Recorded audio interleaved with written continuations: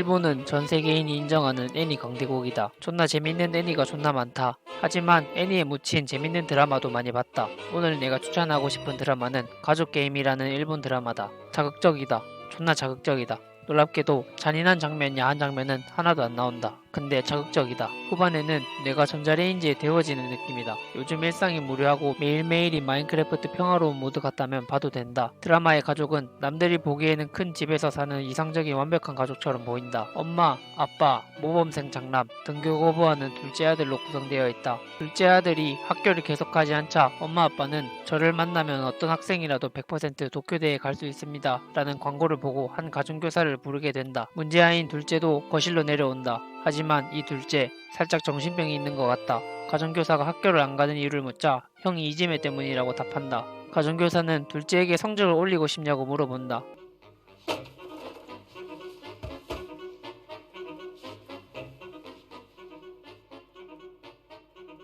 君は成績上げたいと思うかい？コンピューター制御不能。コンピューター制御不能。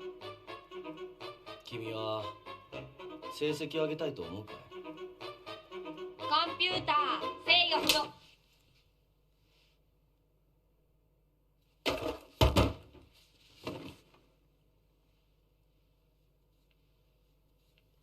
君は成績を上げたいと思うかい？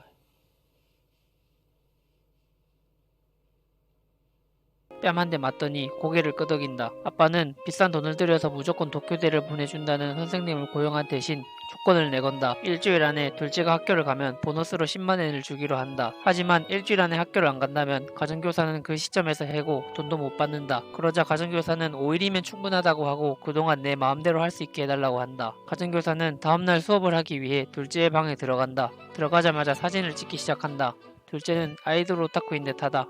아이돌의 사진집이 어디 있냐고 물어보자 잃어버렸다고 한다. 그러자 갑자기 컴퓨터로 SNS를 보여달라고 한다. SNS 친구는 소노다라는 친구 딱 한 명인 듯하다. 그런데 수업 첫날이니까 수업은 안 하고 게임만 한다. 그날 밤 가정교사는 아빠의 회사 앞으로 찾아간다.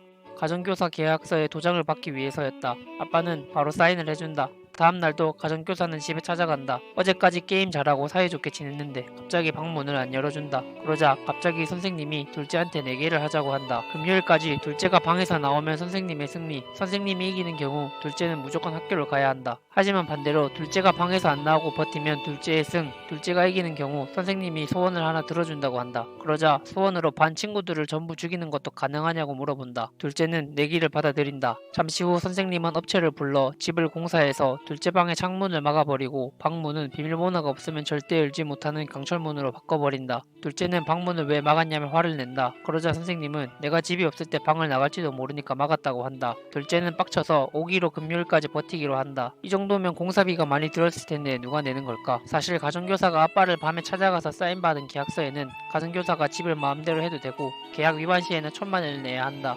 그리고 둘째의 방의 방문과 창문을 막는 공사비도 다 아빠가 부담하게 된다는 내용도 적혀 있었다. 아무런 의심 없이 사인하게 된 아빠는 멘탈이 나간다. 둘째가 방에서 오줌을 참지 못하고 휴지통에 오줌을 싸고 과거 해상을 한다. 반에서 똥을 지린 게 계기로 반에서 왕따가 되었지만 아까 SNS에서 한 명밖에 없던 친구만은 자기랑 친하게 지내주었다. 하지만 자신을 친하게 대해주었던 이 한 명에게마저 괴롭힘을 당하게 된다. 가정교사는 장남에게 이 아이와 둘째가 무슨 관계였는지 물어보고 집을 찾아간다. 선생님은 이 한 명의 집에 방문하고 둘째와 무슨 관계였는지 물어본다. 왕따를 당했을 때 도와준 건 둘째와 자기가 좋아하는 아이돌이 같은데 아이돌 굿즈를 훔치기 위해서 친해지려고 했다고 한다. 하지만 어쩌다 보니 진짜로 친하게 지내게 되다가 나중에 왕따랑 계속 친하게 지내면 자기까지 왕따 당할까봐 둘째를 배신해버렸다고 한다. 하지만 선생님은 아직 둘째가 너를 친구로서 좋아한다는 정보를 흘리고 마음을 흔들리게 한다. 그날 밤 선생님은 둘째 방 앞으로 가서 둘째를 자극한다. 학교에 가서 둘째에 대해 어떻게 생각하는지에 대해 메모를 한 후 그 내용을 둘째에게 들려준다.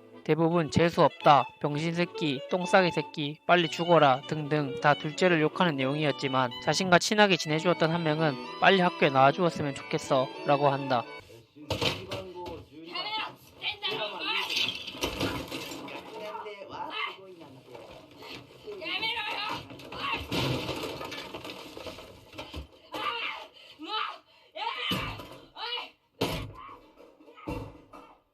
出席番号13番園田充君。